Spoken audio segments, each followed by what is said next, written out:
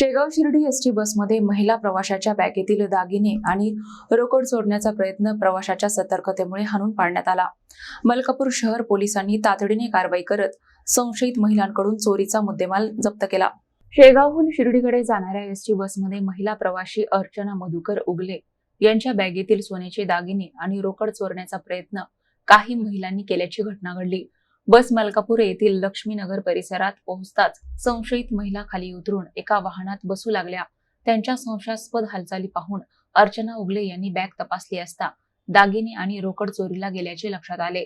त्यांनी तात्काळ आरडाओरड केल्यानंतर बस चालकाने प्रसंगावधान राखत बस थेट मलकापूर शहर पोलीस ठाण्यात नेली। महिला पोलिसांनी त्वरित संशयित महिलाला ताब्यात घेऊन झाडाझडती घेतली।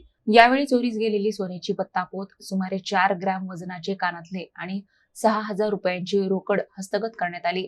प्रवाशांची सतर्कता, बस चालकाची समयसूचकता आणि पोलिसांच्या तत्पर कारवाईमुळे चोरीचा डाव उधळला गेला असून या प्रकरणाचा पुढील तपास मलकापूर शहर पोलीस करीत आहेत।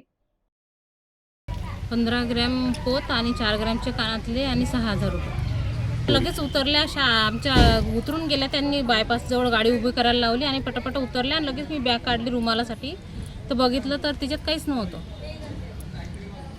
तर शेजारची बाई म्हणे की तुमचं घेतलं म्हणे काढून म्हणे त्यांनी मगाशीच बॅग उघडली म्हणे। तर मी आणखी शोधलं तर खरंच तिच्यात काहीच नव्हतं।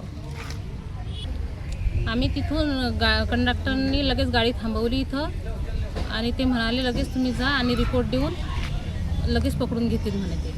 मग आम्ही लगेच तत्पर इथं आलो आणि त्यांना रिपोर्ट लिहून दिला। त्यांनी लगेच त्यांची कारवाई चालू केली।